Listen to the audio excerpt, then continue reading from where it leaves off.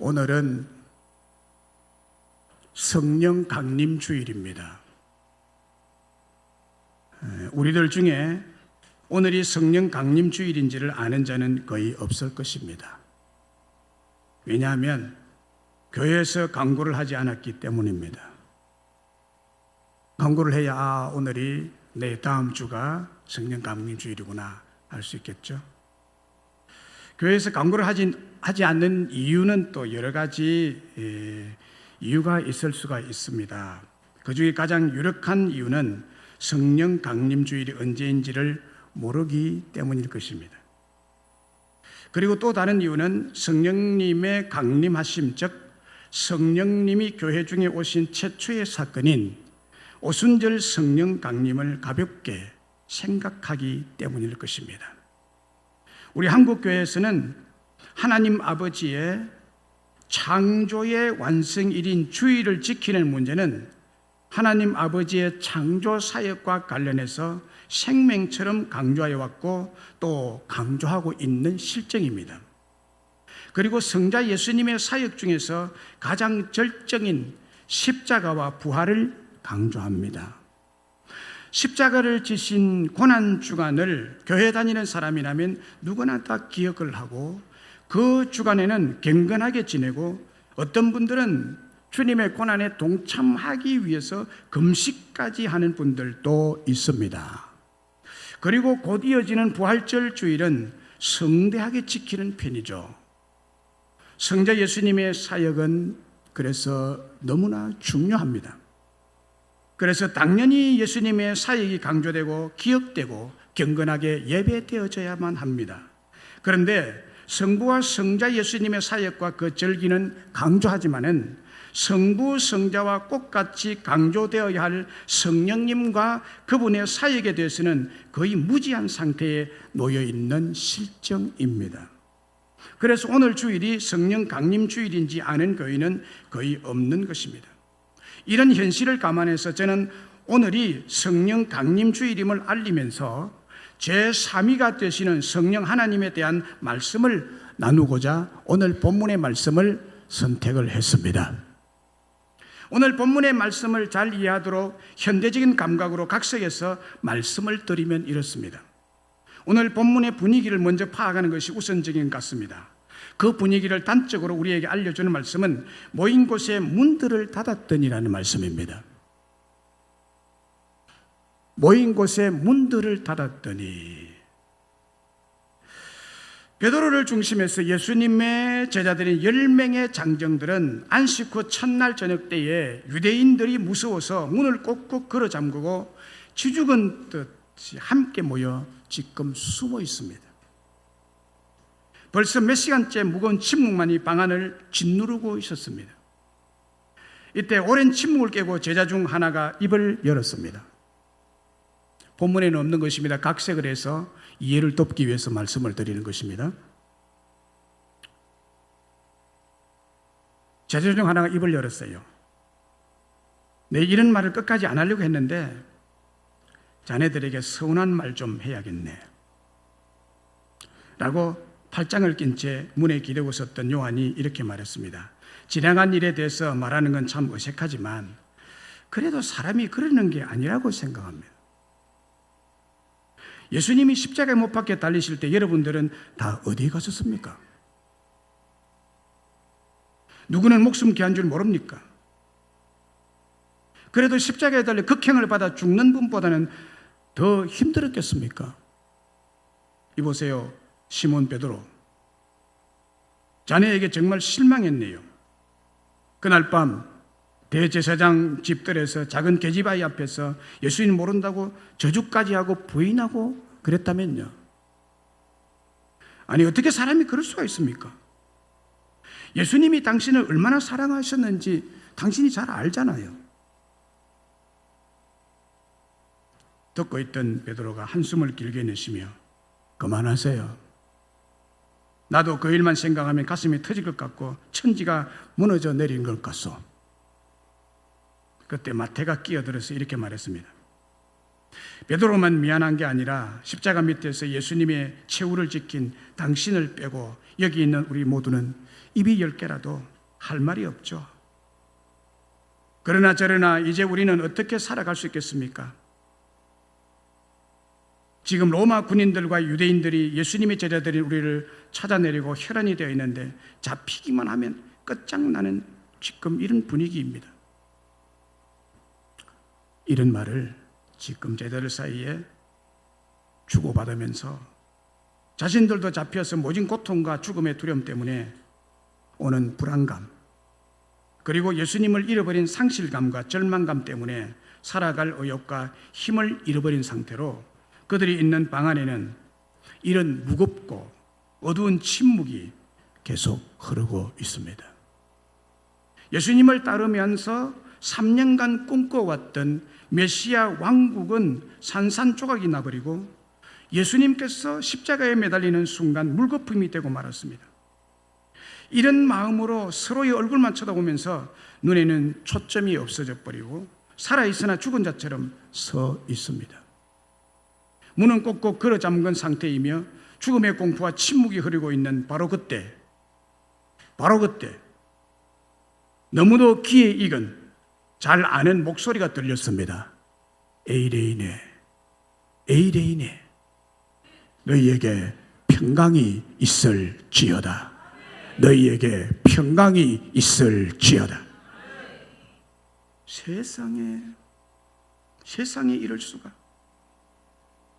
문은 철통같이 잠겨져 있는데 누구 하나 열어준 적도 없는데 언제 방 안에 들어오셨는지, 언제 들어오셨는지, 어디로 들어오셨는지 부활하신 예수님이 제자들 앞에 서 계신 것입니다. 아직 완전히 아물지 않아 피가 흐르는 흔적과 못자국에 찢어져 흉터가 스마하게 나 있는 손, 옆구리에는 깊게 찔린 창자국도 금방이라도 피가 방울방울 쏟아질 듯이 붉은 피를 머금고 선명하게 드러나 있습니다. 이럴 수가. 우리의 스승이신 주님께서 살아나셨네. 제자들은 갑자기 일어난 어떤 사태에 대해서 한바탕 꿈을 꾸는 것 같고 환상을 보는 듯 했습니다. 누구라 할 것 없이 10명의 제자들 모두가 의안이 벙벙해서 이럴 수가라고 탄성을 지를 수밖에 없었습니다. 시간이 흐르면서 차츰 제자들이 제정신이 돌아오자 이번에는 부활하신 주님께서 말씀하신 대로 에이레인에 말할 수 없는 평강, 기쁨, 행복감이 온몸을 휘감아 돌았습니다. 주님께서 죽음에서 살아나셨군요. 문은 여전히 잠겨 있지만 부활하신 예수님을 보는 순간 그들의 마음 문은 활짝 열려서 부활의 주님을 마음속 가득히 영접하고 받아들이고 깊은 확신과 신뢰를 가지고 너무 기뻐하기 시작했습니다. 그리고 그들의 굳은 얼굴이 밝고 환한 행복한 얼굴로 바뀌게 되었습니다. 21절 보면 예수께서 또 이르시되 너희에게 평강이 있을지어다. 아버지께서 나를 보내신 같이 나도 너희를 보내노라. 너희를 보내오라고 말씀하신 이유는 제자들이 살아야 할 사명과 살아가야 할 이유를 주신 것입니다. 그게 23절입니다. 너희가 누구의 죄든지 사하면 사해질 것이요 누구의 죄든지 그대로 두면 그대로 죄가 있으리라. 제자들이 죄사함의 권세를 가지고 죄사함의 복음을 선포하러 나가라는 거예요. 이제 나가라. 문을 열고 나가라. 이 복음의 말씀을 전파해서 제사함의 세례를 베풀고 제자를 삼으라는 명령을 내포하고 있는 말씀입니다. 그런데 나가기 전에 곧 예수님께서 제자들을 보내시기 전에 주님의 또 다른 은혜를 제자들은 받아야만 했습니다. 그것이 22절의 말씀입니다. 이 말씀을 하시고 그들을 향하여 숨을 내쉬며 이르시되 성령을 받으라. 성령을 받으라. 나가기 전에, 문을 열고 나가기 전에 성령을 받고 나가거라 이 말이에요. 성령 받지 않고 나가면 안 된다는 겁니다. 성령 받고 나가라. 성령을 받으라. 자, 그러면 여기서 성령을 받으라는 말씀은 무슨 뜻일까요? 성령을 받으라는 말은 이런 뜻입니다. 부활하신 예수님께서 우리에게 보혜사 성령님을 주겠다라는 말씀이에요. 예수님은 보혜사 성령님을 우리에게 주십니다. 할렐루야. 오늘 100일을 맞이한 아이를 위해서 감사해서 떡을 하는데 떡 드세요 해놓고 떡도 안 주고 떡 준대. 떡도 없는데 떡 먹으라 하면 되겠어요? 떡이 지금 마련되어 있습니다. 떡을 줄 겁니다. 점심시간에 떡 준다고 간거했으니까 떡이 나올 거예요. 그러면 여러분들 입장에서는 어떻게 하면 됩니까? 받아 먹으면 됩니다. 우리 예수님이 성령님을 보내시는 분이세요. 성령님을 우리에게 주시는 분이십니다. 신학적으로 말하면 성령님은 영원히 하나님 아버지와 예수님으로부터 나온다 이렇게 돼 있어요. 그래서 예수님은 우리에게 보혜사 성령님을 주시는 분이세요. 부활하신 주님 속에 숨결처럼 함께 하시고 생명력으로 살아서 역사하시는 보혜사 성령님을 주신다는 말씀이에요. 이것은 진리입니다. 성령님은 영원하신 하나님 아버지와 성자 예수님으로부터 나와서 우리에게 주신 바가 된 제3위 하나님이십니다.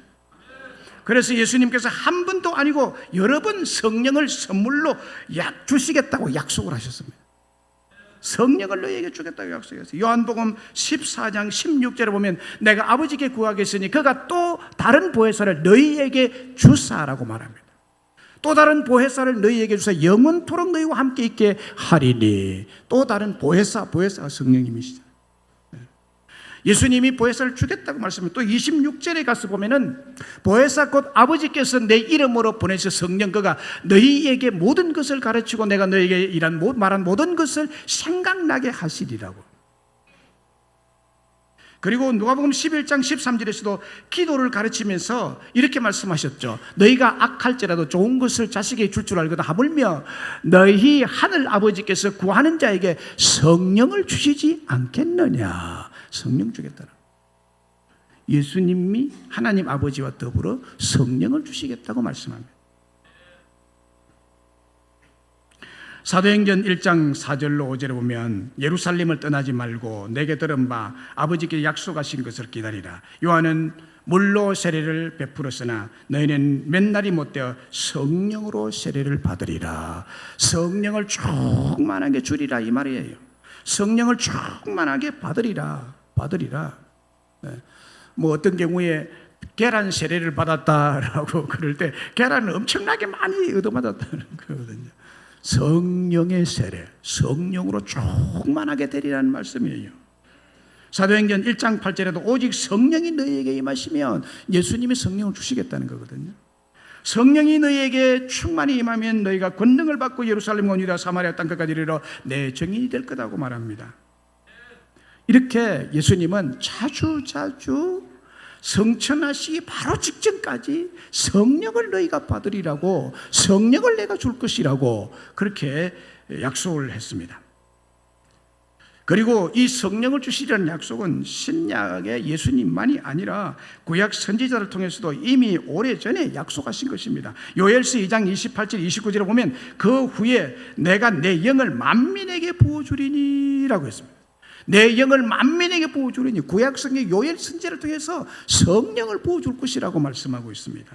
그리고 그때 내가 내 영을 남종과 여종에게도 부어줄 것이라. 만민이 성령을 받을 뿐만이 아니라 남종, 여종, 여기 남종, 여종은 보통 사람이 아니라 슬레이브, 노예를 말합니다.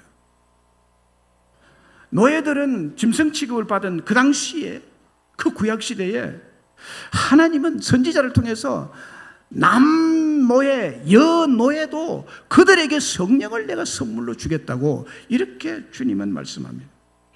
이사야 32장 15절에도 마침내 위에서부터 영을 우리에게 부어주시려니 광야가 아름다운 밭이 되며 아름다운 밭을 숲으로 여기게 되리라 했습니다. 마침내 위에서부터 영을 부어주겠다고, 성령을 부어주면, 성령이 임하면 광야가 아름다운 밭이 되는 놀라운 축복이 임하고 아름다운 밭은 숲으로 여기게 되는 놀라운 변화가 일어나게 될 것이라는 것입니다. 구약 이사야 선지자를 통해서, 요엘 선지자를 통해서 성령을 주신다고 약속하셨습니다. 이 성령님은 헬라 원어로 파라클레이토스라는 단어입니다. 파라클레이토스. 이 말을 우리말로 번역하기가 쉽지 않습니다. 번역하기 쉽지 않아요. 그러나 그 한글 의미를 번역을 하면 함께 나란히 불려오는 자라는 뜻이에요. 파라클레이토스는 함께 나란히 불려오는 자, 곧 보혜사라는 뜻입니다. 위로하는 사람, 용기를 주는 사람의 뜻입니다. 그리고 이 보혜사 성령님은 진리를 가르치실 뿐만 아니라 진리를 깨닫도록 감동을 주시고 진리를 아는 것이 기억나도록 역사하시는 분이세요. 온 우주, 온 인류에게, 그래서 이 보혜사 성령님은 최고 최대의 교수님이십니다. 최고 최대의 선생님이십니다. 놀랍게도 이 최고의 전능하신 보혜사 성령님을 우리에게 주시겠다는 약속을 지금 하고 있는 것입니다. 이 말씀이 얼마나 복된 은혜의 말씀인지 보십시오. 고등학교 학생들이 특히 고등학교 3학년이 되면 하기 싫은 공부를 해야 돼요. 어려운 공부를 힘들게 하고 열심히 하는 이유가 뭡니까? 좋은 학교, 소위 명문대학에 들어가기 위해서입니다. 명문대학에는 왜 가려고 하나요? 그곳에는 좋은 교수님이 있기 때문에, 좋은 선생이 있기 때문에, 정말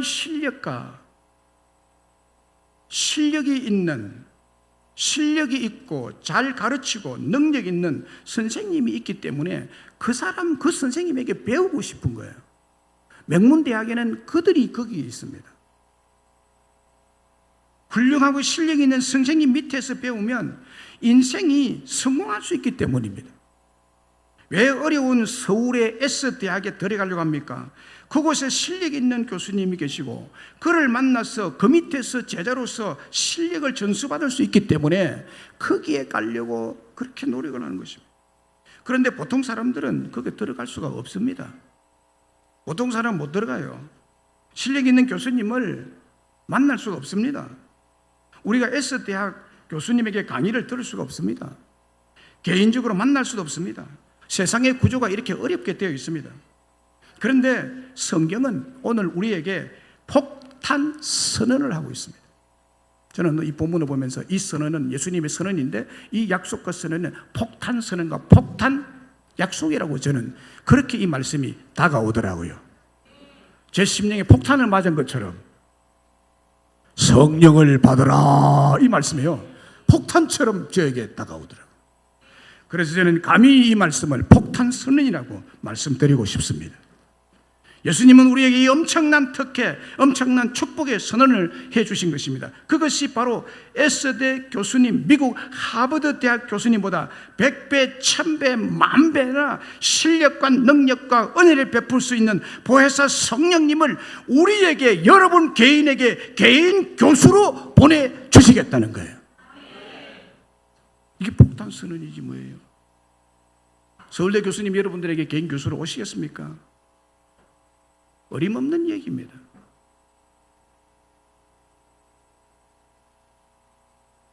그런데 그들보다 1000배 만배로 지혜와 총명과 능력과 은혜를 베풀 수 있는 보혜사 성령님을 내가 너희에게 주노라. 성령을 받으라. 내가 줄 테니까 받으라. 이 성령님을 우리의 개인 교수로 만나게 해주신다는 거예요. 할렐루야. 놀랍지 않는 모양이죠. 전액 무료입니다. 공짜로 개인 교수를 해주겠다는. 할렐루야. 그런데 보세요. 부활하신 주님은 신실하게도 그 약속하신 대로 보혜사 성령님을 우리에게 보내주셨습니다. 이 약속이 성취가 된 것을 사도행전에서 보여주고 있죠. 사도행전 2장 1절로 4절에 보면 이렇게 기록되어 있습니다. 오순절 날이 이미 이름에 그들이 다 같이 한 곳에 모였더니 호련히 하늘로부터 급하고 강한 바람 같은 소리가 있어 그들이 앉은 온 집에 가득하며 마치 불에 혀같이 갈라지는 것들이 그들에게 보여 각 사람 위에 하나씩 임하여 있더니 그들이 다 성령의 충만을 받고 성령이 말하게 하심을 따라 다른 언어들로 말하기를 시작하니라. 그래서 성령이 충만히 임하니까요, 놀라운 일이 일어났어요. 놀라운 변화가 일어났습니다. 놀라운 능력이 나타났습니다. 다른 나라 말을 하기 시작했습니다. 여러분, 다른 나라 말을 하려면 최소한 3년, 5년 이상을 거기만 몰두해야 겨우 할 수 있는 수준에 이르는데요, 성령 하나님은 단번에 다른 나라 언어를 구사하도록 역사하시는 분이세요. 놀랍지 않습니까? 성령 하나님은 이런 하나님이십니다. 우리가 믿는 하나님, 우리가 섬기는 성령님은 이런 분이세요. 이것을 받으라고 말씀합니다. 120명이 기도하고 예배드리고 모여있는 그들의 심령 위에 부활하신 예수님께서 약속하신 대로 성령님이 임하신 것입니다. 성령을 물 붓듯이 불꽃이 타오르듯이 급하고 강한 태풍과 토네이도 바람같이 충만하게 모인 사람들 중에 한 사람도 예외 없이, 제외된 사람 없이 한 사람 한 사람 각각의 개별적 인격 속에, 마음속에 깊숙이 임하신 것입니다.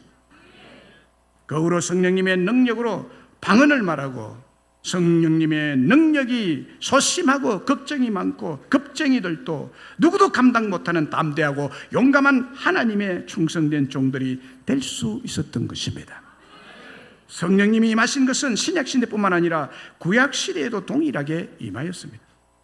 출애굽기 31장 2절 5절에 보면 이렇게 기록하고 있습니다. 내가 유다지파 훌의 손자요 우리의 아들인 브사렐을 지명하여 부르고 하나님의 영을 그에게 충만하게 하여, 브사렐에게 하나님의 영을 충만하게 하여 지혜와 총명과 지식과 여러 가지 저주로 정교한 일을 연구하여 금, 은, 노수로 만들게 하며 보석을 깎아 물리며 이 여러 가지 기술로 나무를 새겨 만들게 하며 라고 했습니다.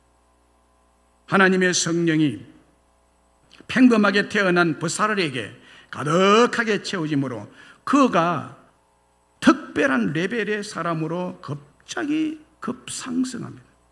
그에게 지혜가 충만히 채워지고 총명이 충만히 채워지고 지식이 충만히 채워지고 여러 가지 공교하고 정교한 재주가 충만하게 되어버렸습니다.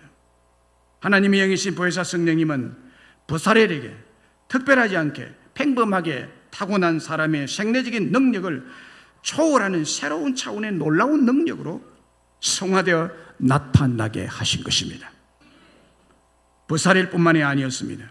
기드온, 삼손, 다윗, 이사야, 다니엘 등등 하나님의 종들에게 하나님께서 지혜와 총명과 능력의 보혜사 성령님을 충만하게 부어주셨을 때 이들은 차원이 다른 삶을 살게 되었던 것입니다. 오늘 우리에게도 보혜사 성령님을 부어주시마 약속하시고 계십니다. 보혜사 성령님을 줄 터이니 받으라.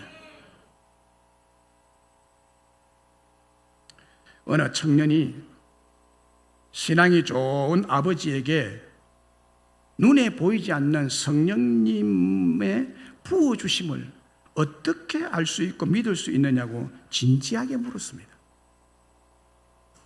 어떻게 그 성령님을 알 수 있느냐? 우리의 질문이기도 하죠. 여러분이 그렇게 질문했다고 생각하고 이 말씀을 들어보세요. 마침 아버지는 전기 기술자였으므로 발전기를 보여주면 이렇게 설명해 주었습니다. 여기 지금 발전기가 돌아가면서 전기를 만들고 있는데 전기줄을 연결하면 저쪽에서 불이 켜지고 또 저쪽에서는 열이 나고 또 저쪽에서는 공장의 모든 기계가 돌아가서 제품이 생산이 되고 악기에 전기가 연결이 되면 아름다운 멜로디가 나오고 에어컨에 전기가 연결되면 시원한 바람이 나오는 등 이와 같이 전기를 통해 여러 가지 엄청난 일이 일어나지만은 그 속으로 흐르는 전기는 우리 눈에 보이지 않는단다. 이 말을 듣고 성령님의 부어주심을 이해하게 되었습니다. 전기줄을 통해서 전기가 흐르듯이 눈에 보이지 않으시는 보혜사 성령님은 부활하신 예수 그리스도로 말미암아 교회를 통해서 말씀이 선포되는 예배의 현장을 통해서 우리 마음속에 부어주실 줄로 믿습니다. 성도들의 마음속에 충만히 부어주신 보혜사 성령님의 역사하시면 우리 마음속에는 들려지는 하나님의 음성이 있습니다. 우리의 마음속에 뜨거움이 일어납니다. 우리 마음속에 깨달음이 오게 됩니다. 우리 마음속에 선한 일을 할 수 있는 의지적 결단이 일어나게 되는 것입니다. 특별히 성령님의 은사가 나타나는데 그 중에 지혜와 총명과 다이너마이트적인 능력이 나타나며 세상을 이기는, 넉넉히 이기는 힘과 담력, 기쁨과 행복이 솟아나게 되는 것입니다. 공산주의 이론을 펼친 독일의 철학자 칼 막스가 있습니다. 칼 막스가 공산주의 이론을 처음으로 만들어낸 사람이죠. 칼 막스는 공산주의 이론을 정교화하기 전에 이렇게 생각했습니다. 세계 인류의 문제는 평안이다. 세계 인류의 문제는 평안의 문제다. 평화의 문제다. 그래서 그는 세계가 서로 싸우며 전쟁하지 말고 평안하게 평화의 상태를 유지했으면 좋겠다는 생각을 품게 됐습니다. 그래서 그는 동물의 세계를 유심히 들여다보게 됐습니다. 동물은 배만 부르면 만족하고 서로 싸우지 않고 평안하고 화평하게 보인다는 사실을 칼 막스가 발견하게 됩니다. 배가 고파서 먹이를 찾고 먹이 때문에 으르렁대면서 그렇게 싸우지만은 배만 부르면 서로 싸우지 않습니다. 동물의 세계입니다. 사나운 사자도 배만 채우고 나면 바로 코앞에서 토끼가 뛰어놀아도 해치는 법이 없다고 합니다. 마르크스는 여기에서 인간 사회가 서로 평안할 수 있는 방법을 찾게 되었습니다. 모두가 배부르고 모두에게 평등하게 분배되기만 한다면 세상에는 평안이 올 수 있겠구나라고 생각을 하게 됩니다. 여러분, 그럴듯한 생각이지만 칼 마르크스는 너무나도 잘못된 큰 착각을 하였던 것입니다. 그게 뭔가 하면 동물과 인간을 같이 본 것입니다. 그런데 동물과 인간은 같을 수가 없고 같이 보면 안 됩니다. 동물은 배를 채우면 본능적으로 모든 만족감이 채워짐으로 행복하게 되어 있습니다. 그 동물입니다. 그래서 더 욕심을 부리지 않습니다. 더 필요한 것이 없어집니다. 배만 부르면. 그러나 사람은 다릅니다. 여러분은 다릅니다. 여러분은 개하고 다릅니다. 많이 가져도 또 가지려고 합니다. 이것이 인간입니다. 가득 가져도 더 가지려고 하는 것이 인간입니다. 자기 평생에 먹고 남는 재산을 가지고 있으면서도 자식 때까지 먹을 것을 준비하려고 안달하고 욕심을 부리는 것이 인간입니다. 온 세상을 다 가져도 만족감이 없는 것이 인간입니다. 이런 인간을 동물의 삶의 논리로 적용한다는 것은 크나큰 실수요, 큰 잘못인 것입니다. 왜 그럴까요? 사람에게는 동물에게 없는 영혼이 있으므로 이 영혼이 영원을 사모하고 있습니다. 영혼을 사모하는 것이 인간에게 있습니다. 영혼을 사모하는 영혼이 성령으로 충만함을 받기 전에는 만족을 누릴 수 없고 행복을 느낄 수가 없는 것입니다. 많이 먹었지만 허전함이 있고 많은 것을 손에 넣고 쥐고 있지만 계속해서 부족함이 있고 큰 빌딩과 광활한 땅을 차지하고 있지만 계속해서 더 가지고 싶은 배고픔이 있는 이유가 뭡니까? 모든 사람들이 부러워하는 인기를 한 몸에 누리고 있지만 홀로 자기 방에 들어오면 허무감과 좌절감이 몰려오는 이유는 도대체 뭘까요?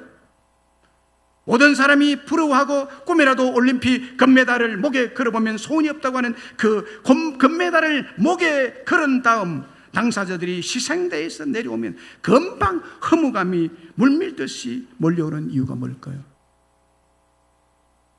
영혼을 사모하는 마음은 이 땅에 보이는 것으로, 명예로, 인기로, 물질로 채워지지 않기 때문입니다. 그러나 동물의 세계는 영혼을 사모하는 영혼이 없기 때문에 그들은 오늘 지금 배부르면 그것으로 끝입니다. 그것으로 끝입니다. 평안히 살아갈 수가 있습니다. 그래서 사람을 키우느니 동물을 키우는 것이 속 편한 이유도 여기에 있는 것입니다. 밥 한 그릇 딱 줘놓으면 그냥 떨어지는 것입니다. 그러나 사람은요, 먹을 것을 주고 배만 채워준다고 행복하고 잘 놀고 즐거워하고 기뻐하고 생긋생긋 웃는 것이 아닙니다. 영혼을 사모하는 그 마음이 체험을 입을 때 비로소 행복과 만족을 누릴 수가 있는 것입니다. 영혼을 사모하는 그 마음이 체험을 입을 수 있는 것은 바로 보혜사 성령님을 충만히 받을 때 해결이 되는 것입니다. 부활하신 우리 예수님께서 영혼을 사모하는 우리의 마음에 보혜사 성령님을 부어주십니다. 부활하신 우리 예수님께서 영혼을 사모하는 우리의 마음에 부어주시는 이 좋으신 성령님을 어떻게 하면 그러면 충만히 내 마음속에 내가 받을 수가 있습니까? 성령 받으라 했으니까 받아야 될 것 아니에요. 어떻게 하면 받을 수 있겠어요? 그냥 받으면 될까요? No. 사도행전 2장 38절에 이렇게 말씀합니다. 베드로가 이르되 너희가 회개하여 각각 예수 그리스도의 이름으로 세례를 받고 제사함을 받으라 그리하면 성령의 선물을 받으리라. 성령의 선물을 받으리라. 이것은 성령을 선물로 받으리라는 말씀입니다. 성령을 선물로 받으리라. 성령을 선물로 받을 수 있는 길은 죄를 회개해야 됩니다. 죄 회개하지 않으면 받을 수 없습니다. 성령을 충만히 받으려면 그러면 무슨 죄를 회개해야 될까요? 제가 네 가지 말씀드립니다. 네 가지 간단하게 말씀드립니다. 첫째는 성령님을 무시한 죄를 회개해야 됩니다. 성령님을 무시합니다. 성령님이 누구예요? 하나님이에요. 하나님 무시받으면 되겠습니까? No. 하나님 무시한 것은 큰 죄예요. 예수님을 무시하면 큰 죄로 알고 있는데 성령을 무시하면 큰 죄라는 줄 몰라요. 그러나 꼭 같습니다. 하나님의 진리의 말씀이 마음에 감동이 온 것을 무시하고 믿음의 행동으로 옮기지 아니한 것은 대부분 성령님의 감동하심을 무시한 것이고 성령님을 무시한 것입니다. 이것 죄입니다. 설교는 잘 들으세요. 설교는 이 목사가 여기에 서서 설교하는 설교는 성령님께서 그의 종을 통해서 진리를 선포하는 보혜사의 사역 시간입니다. 이 목사의 사역 시간 아니에요. 성령님이 사역하는 시간입니다. 눈 감지 마세요. 설교 시간에 성령님을 무시하는 이런 것들을 회개하셔야 성령을 충만히 받을 수 있습니다. 진리의 선포는 여러분들을 위한 것입니다. 여러분들의 행복과 축복을 위해서 성령님이 베푸시는 은혜로운 시간입니다. 그래서 설교를 듣지 않고 혹은 설교를 인간적인 생각으로 인본주의 생각으로 비판하고 부정적으로 받아들이고 무시하는 것은 그의 종을 무시하는 것이 아니라 그 종을 세우신 성령님을 무시하는 죄인 것입니다. 둘째, 성령님을 오해한 것을 회개하셔야 됩니다. 많은 그리스도인들이 성령님을 오해하고 있습니다. 성령님을 유령으로 생각하고 성령 충만하면 유령 충만해서 광신자가 될 것이라는 두려움을 가지고 있는 오해입니다. 성령 하나님은 이렇게 생각해서는 큰 죄죠. 이것을 회개하셔야 됩니다. 거룩하신 성령님을 모독하는 죄죠. 그 다음에 세 번째, 성령님을 어떤 영향력이라고 생각하는 것입니다. 여러분, 성령님은 영향력도 미치지만은 성령님은 인격자이십니다. 인격을 가지고 계세요. 성령님이요. 그런데 인격이 없이도 큰 능력과 큰 힘으로 영향력을 발휘할 수 있습니다. 예를 들면 원자력은 어마어마한 능력을 가지고 있어요. 사람의 상상을 초월하는 능력을 발휘합니다. 핵발전소의 능력, 핵폭탄의 능력은 대단합니다. 성령님의 능력도 이런 류의 능력이라고 오해를 합니다. 그러나 여러분, 핵폭탄이나 핵발전소나 원자력은 인격체가 아닙니다. 인격체가 아닙니다. 우리가 여름에 에어컨을 켜는데요, 에어컨 대단한 능력을 발휘합니다. 한창 더울 때 에어컨 안 켜면 예배 못 드립니다. 얼마나 큰 능력인지 몰라요. 그러나 저 에어컨 가서 발질을 한번 해보세요. 뭐 말하는지. 아무 말 안 해요. 왜냐하면 인격체가 아니기 때문입니다. 그러나 영향력은 발휘하죠. 성령님을 이런 영향력을 발휘하는 정도로 생각하면 큰 오산입니다. 영향력을 발휘할 뿐만 아니라 성령님은 인격자이십니다. 구해사 성령님은 어마어마한 능력을 가지고 있으면서 너무나 온전하신 인격자이십니다. 그래서 죄를 슬퍼하십니다. 우리의 예배를 기뻐하시고 깊고 깊은 사랑을 가지신 사랑의 성령님이시죠. 인격자이십니다. 우리와 대화를 하시는, 그리고 성령님 음성을 주시는 인격자이십니다. 성령님의 인격을 무시한 죄를 회개하셔야 됩니다. 그리고 끝으로 성령님을 거역하는 죄입니다. 성령님을 거역하는 죄. 성령님의 명령, 성령님의 뜻, 성령님의 진리인 성경 말씀을 불순종하는 것이 성령을 거역하는 죄입니다. 성경은 여러분, 성경의 모든 말씀은 하나님의 감동으로 된 말씀입니다. 하나님의 감동은 성령의 감동입니다. 인스피레이션, 영감이에요. 성령으로 감동된 말씀을 줄여서 영감된 말씀이라고 그래요. 성령으로 영감된 말씀이 성경 전부입니다. 성령님이 성경의 저자들에게 감동하고 가르치고 역사해서 성경 말씀이 된 것입니다. 사실은 성경도 인간 저자가 기록한 것입니다. 그러나 원저자는 성령 하나님이십니다. 할렐루야.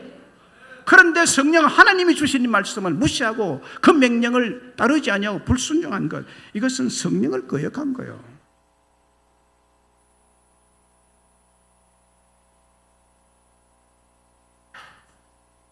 예를 들면 베드로가 예수님을 3번 부인하고 그 후로 불순종의 길을 걸어갔던 것이 죄에 해당하는 것입니다. 성령을 거역한 죄예요. 그런데 베드로는 회개해서 제사함 받고 성령 충만을 받았죠. 성령 충만을 받았죠.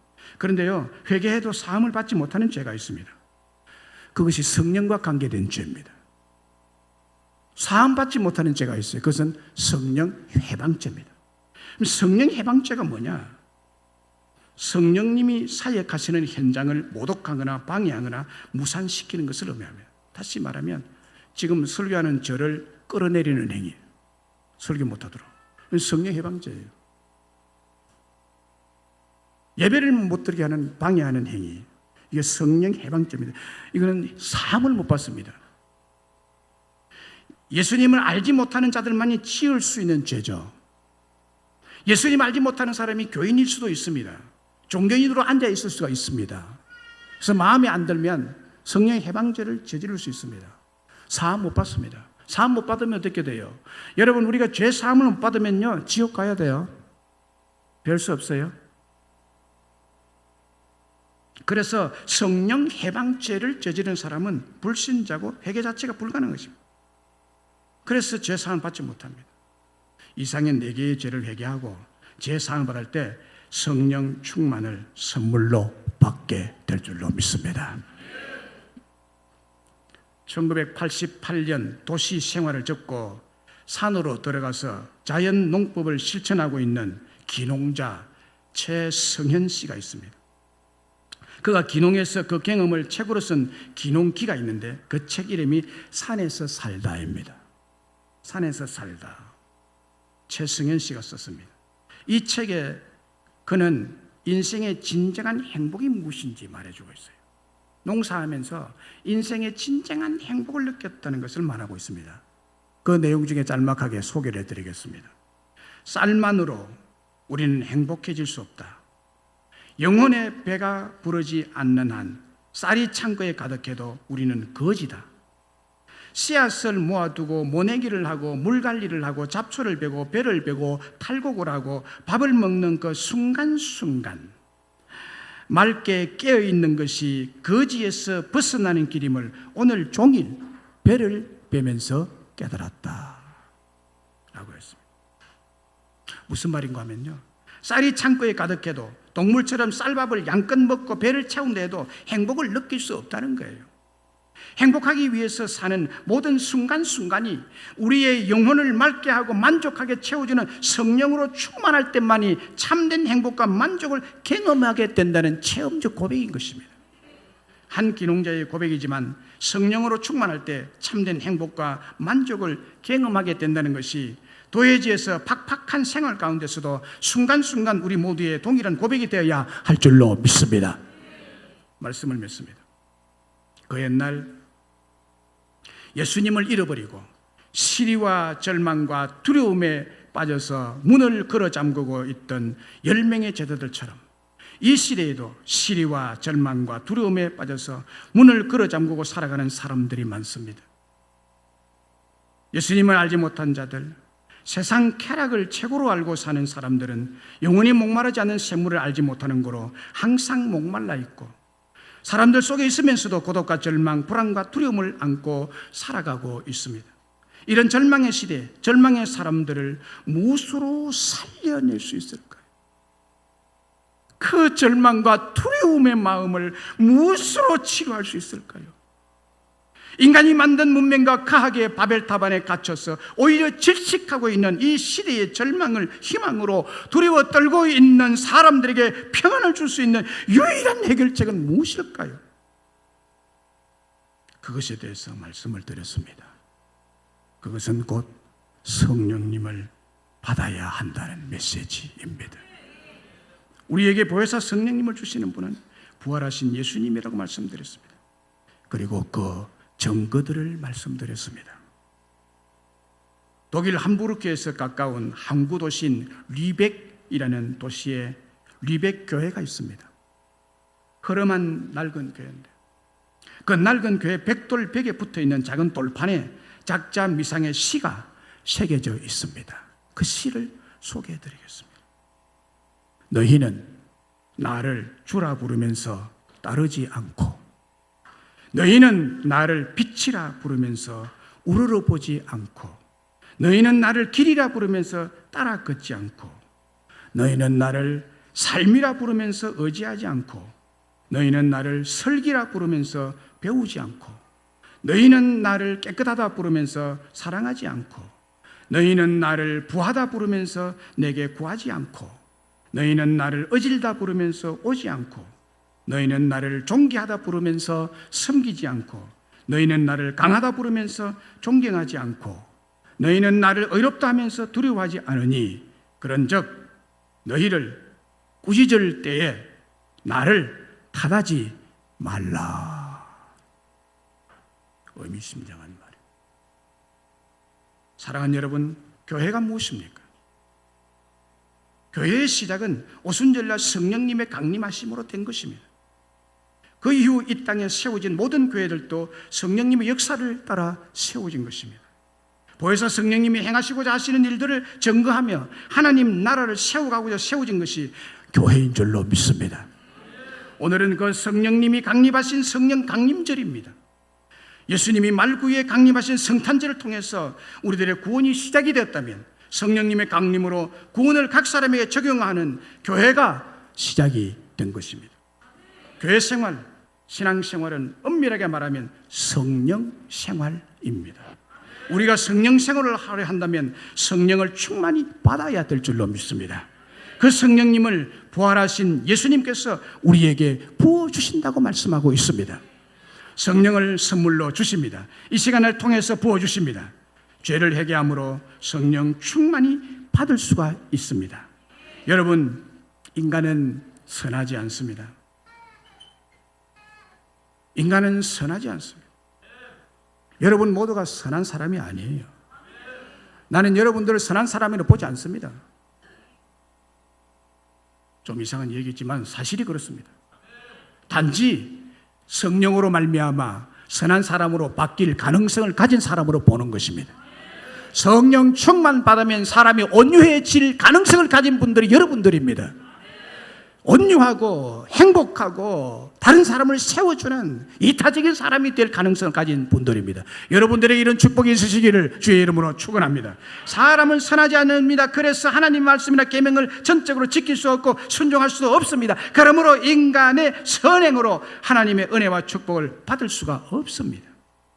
바로 이런 인간을 너무 잘 아시기 때문에 부활하신 주님께서 문을 걸어 잠그고 두려움에 떨고 있는 10명의 제자들에게 찾아가신 것입니다. 그분이 바로 이 시간에도 마음의 문을 걸어 잠근 채 이 자리에 앉아있는 우리들에게 동일하게 찾아오셨습니다. 그리고 우리들이 축복을 받아 누릴 수 있는 최고의 방법을 제시하십니다. 그것이 곧 성령님을 우리에게 주시고 성령님을 만나게 해 주시는 것입니다. 성령을 충만히 받으면 하나님처럼 살고 싶어지고 성령의 음성을 듣게 되고 충성된 순종의 사람으로 큰 은혜와 복을 받아 누리는 성도가 될 수 있을 줄로 믿습니다. 성령님은 구원의 능력의 영이시기 때문에 성령을 충만히 받으면 우리들의 삶이 변화될 줄로 믿습니다. 삶이 치유될 줄로 믿습니다. 삶이 행복해질 줄로 믿습니다. 이 시간 성령님의 음성을 들어보십시오. 진정으로 죄를 회개하십시오. 특별히 4가지의 죄를 회개하고 성령의 충만을 받으십시오. 성령의 충만을 받으시면 성령의 사람이 되어서 성령 생활이 곧 인생 성공의 생활이 될 줄로 믿습니다. 이 축복된 진리를 깨닫고 평안한 행복을 누리며 나누는 성도인들이 다 되시기를 주의 이름으로 축원합니다.